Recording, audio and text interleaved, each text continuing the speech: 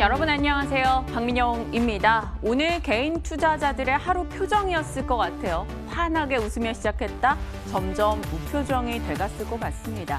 개인 투자자들이 정말 싫어하는 정강후약의 움직임이 나타나고 있는 국내 증시인데요. 오늘 좀 차분해지는 오후장을 마주하고 있습니다. 박앵커의 퇴근 전 오늘 개인 투자자들의 느끼는 심정을 좀 위로하고자 이런 구절을 준비해봤습니다. 제가 좋아하는 장석주 시인의 대추 한 알인데요. 대추가 저절로 붉어질 리 없다. 저 안에 태풍 몇 개, 천둥 몇 개, 벼락 몇 개가 들어가 있다. 이러한 과정을 다 거치고 붉게 익는다라는 거죠.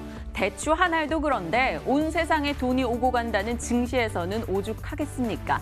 하지만 우리가 꼭 생각해야 되는 건요. 태풍이나 천둥이나 벼락에 나가 떨어지지 않으려면 우리 스스로 내 포트와 내 시장, 내 종목을 좀 더 면밀히 관찰할 필요는 있을 겁니다. 시장에 대한 이슈 그리고 종목에 대한 이슈들 점검하겠습니다. 박앵커의 퇴근 전 지금부터 함께 하시죠.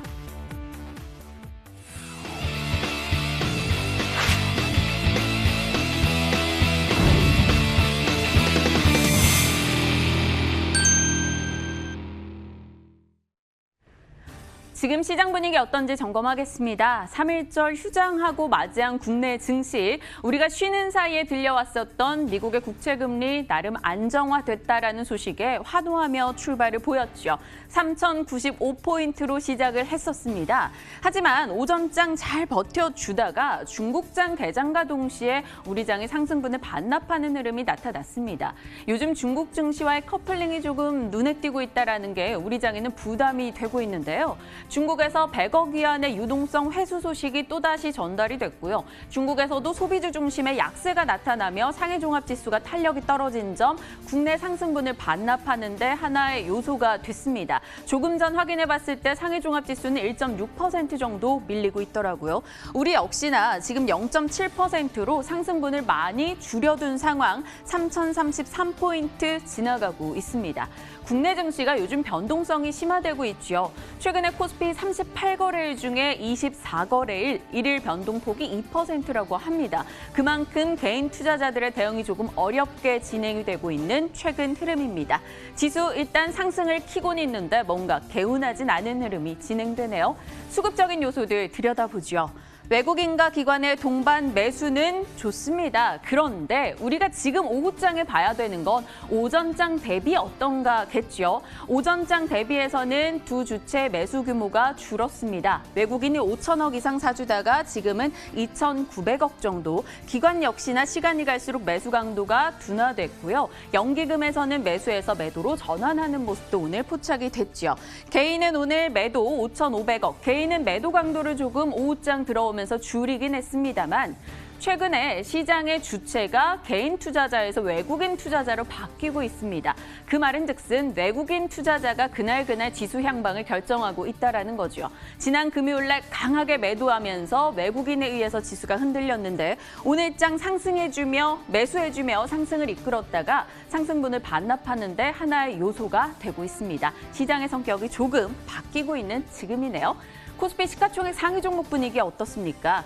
자, 오늘 출발할 때만 해도요. 워낙 좋았습니다. 1위권부터 50위권까지 모두 다 상승으로 시작을 했는데 오후장 들어오면서 곳곳에서 하락으로 전환하는 종목들이 포착이 됐고요. 상승분을 좀 반납하는 흐름이 확인되네요.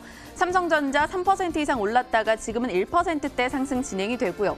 그래도 LG화학은 오전부터 꾸준하게 강하게 상승불을 켜주고 있습니다. LG화학은 최근에 100만 원 넘어간 이후에 다시 쭉 밀려서 80만 원대 초반까지 왔었다가 오늘장 다시 힘을 내고 있습니다. 지금 글로벌 증시를 압도하고 있는 전기차에 대한 기대감이 이 종목의 2차 전지 기대로 올라갔고요. 배터리에 대한 전반적인 호재성 이슈들이 관련한 종목들을 오늘 끌고 있습니다. LG화학은 외국인의 매수가 오늘 강하게 들어오면서 6% 이상 상승 진행이 되고요. 88만 원권 현재가 기록을 하고 있네요. 자, 코스피 내에서 오늘 특징주로 사실 이들 두 종목 골라봤습니다. 삼성전자와 SK하이닉스요. 그 이유는 오전장 대비 오후장 탄력이 많이 떨어졌다라는 건데요.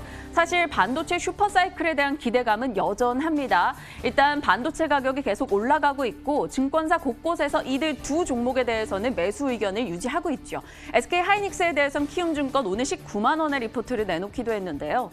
삼성전자 오늘 3% 이상 올랐다가 지금은 1%대 상승 진행되고 있습니다. SK하이닉스는 더 큰 폭이죠. 6% 이상의 상승을 보이다가 지금은 상승분을 다 반납하고 1%대.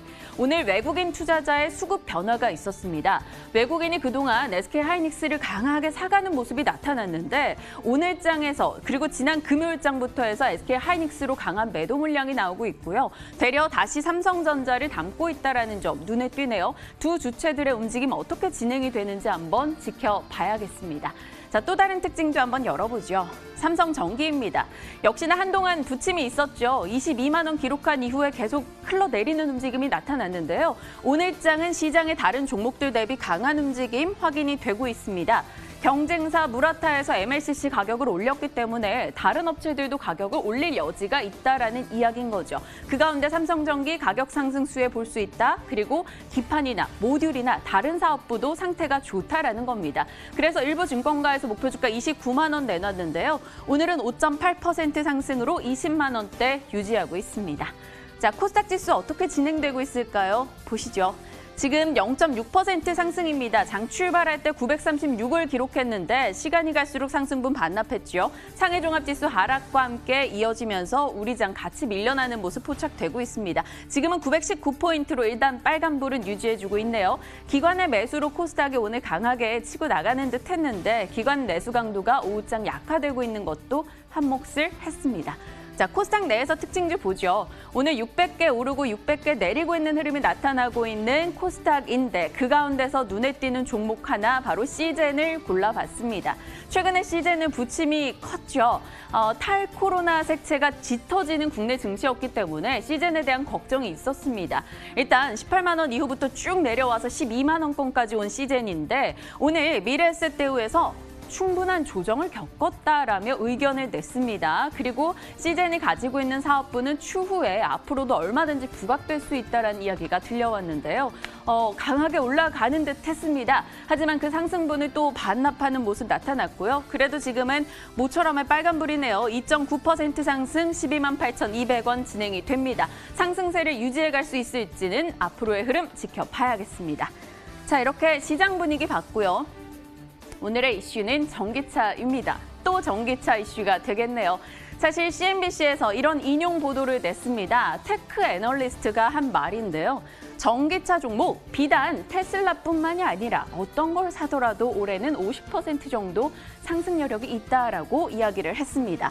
그 이유로 어떤 내용들을 꼽았나 봤더니요. 2020년도에 280조였던 전기차 시장이 10년 사이에 2030년도 5,612조 원의 시장이 된다라는 거죠. 이렇게 시장이 커지고 그 안에서 기회를 잡는 기업들은 많아질 것이라고 표현을 했습니다. 자, 전기차 이슈가 왜 이렇게 온 세상을 지배하고 있는지 오늘 그러한 부분에 포인트를 맞춰봤습니다. 왜 세상은 전기차에 환호하고 있을까요? 지금 세계 전기차 시장은요, 올해 예상 판매량 한 400만 대, 전체 자동차 시장에서 파이는 한 5% 정도 예상이 되고 있습니다. 이 5%를 위해서 온 정부가, 온 기업들이 애를 쓰며 정책을 준비하고 투자를 하고 있죠. 왜 그런지 한번 들여다보죠. 자동차 시장. 일단 패러다임이 변화되고 있다는 겁니다. 인류 생존을 위해서 지금 빠르게 변화하고 있는 기후 변화를 저지해야 되는 상황인데 유럽권에서는 이걸 빠르게 인식을 했죠. 그래서 2050년도 제로 탄소 사회를 만들겠다. 유럽과 그리고 바이든 정부 미국까지 모두 선언을 했습니다. 그 과정에서 내연기관차는 이제 2050년까지만 팔 수 있어. 그 이후는 안 돼라는 목소리가 많이 나오고 있는 상황이고요. 그러다 보니 자동차 시장의 패러다임 변화, 결국 친환경차로 가고 있는 겁니다. 그 과정 속에서 전기차가 가장 먼저 눈에 띄었고 현실 가능성이 있다 보니까 당연히 올라가는 거겠죠. 이렇게 전기차에 온 세상이 주목하고 있는 시점에 우리나라에서도 글로벌 위상을 자랑하는 업체가 있죠. 바로 현대차 그룹이 되겠습니다. 현대차 그룹은 참 타이밍이 좋아요. 이 차 패러다임이 변하는 이 시점, 세계적인 배터리 기술을 가지고 있는 국내 업체들을 끼고 있다는 점에서요. 이 아이오닉 5가 상당히 호평을 받으면서 좋은 출발을 보내고 있습니다. 일단 사전 계약 대수를 봤더니요. 국내에서 23,700여 대가 넘어갔습니다. 사실 이렇게 수치 들으면 그게 뭐 이렇게 하겠죠. 그런데 역대 최대 규모이기도 하고요. 테슬라 사전 예약 규모의 2배이기도 합니다. 한마디로 제대로 흥행을 보여줬다라는 게 되겠는데요. 앞으로 이 아이오닉 5를 비롯한 현대차 그룹으로 인해서 이 테슬라의 독주 그렇게 쉽지 않을 걸 이런 평가들도 나오고 있습니다. 하지만 남아있는 과제는 분명히 있겠죠. 아이오닉 5 흥행 그 다음 과제는요. 일단 좋은 출발을 했는데 과연 안정적인 공급이 가능할까에 대해서는 우리 모두 다 기다려봐야 되는 거겠죠. 팰리세이드 같은 경우는 처음에 나오고 나서 주문하면 한 1년 정도 지나서 받았습니다. 그런데 아이오닉 5도 출고 일정이 잘 소화될까? 그에 대해서 많이들 걱정을 하는 분위기예요. 그리고 이렇게 출고 일정이 타이트하게 소화해 나가야 되는데 얼마 전 코나 전기차 배터리 화재 소식이 있었었죠. 이러한 것들을 고려했을 때 품질 관리와 정비 서비스망도 탄탄해야 된다는 겁니다. 만약에 이 부분에 문제가 발생한다면 지금은 이 아이오닉 5를 주목했던 초기 투자자들, 초기 구매자들이 안티로 전환할 가능성 배제할 수 없다라는 거죠. 그리고 지금 공급 문제에서는 차량용 반도체 확보가 관건인데 로이터 통신에서는 현대차는 지금 잘 확보했다라고 이야기는 합니다만 사실 이 문제가 길어진다면 현대차도 분명 타격을 받을 수밖에 없겠죠. 앞으로 이걸 얼마나 잘 해결해 나가는지 중요해 보입니다. 자, 아이오닉 5, 그 다음은요. 시장에서는 또 기아차의 새로운 전기차 얘기를 하더라고요. CV요. 3월에 공개하고 7월에 국내외 출시됩니다. 지금 아이오닉 5보다는 4개월 정도 격차가 있기 때문에 시간적 여유가 있어서 조금 더 완성도가 올라갈 것이다 시장은 기대하고 있습니다. 아이오닉 5보다 완성도가 올라가서 1회 충전 후 갈 수 있는 주행거리 500km. 지금 아이오닉 5는 430km 최대라고 하죠. 여러 부분에서 나아지는 것이 나올 수 있다는 겁니다. 그러다 보면 우리 주식 투자자들은 그럼 현대차 사, 기아차 사 이런 고민을 할 수밖에 없죠. 그래서 다수의 분들께 또 연락을 드려봤습니다. 이번에는 기아차 의견이 두 분 있었어요. 유한타증권의 한상혁 과장님 기아차, 그리고 하나투자증권의 정헌정 차장님 기아차, IBK투자증권의 박근영 차장님은 둘 다 괜찮아 보입니다라고 이야기를 하셨어요. 전기차 모멘텀 있기 때문인 거죠. 그런데 하이투자증권의 이창환 차장님은 둘 다 노라며 답변을 주셨어요.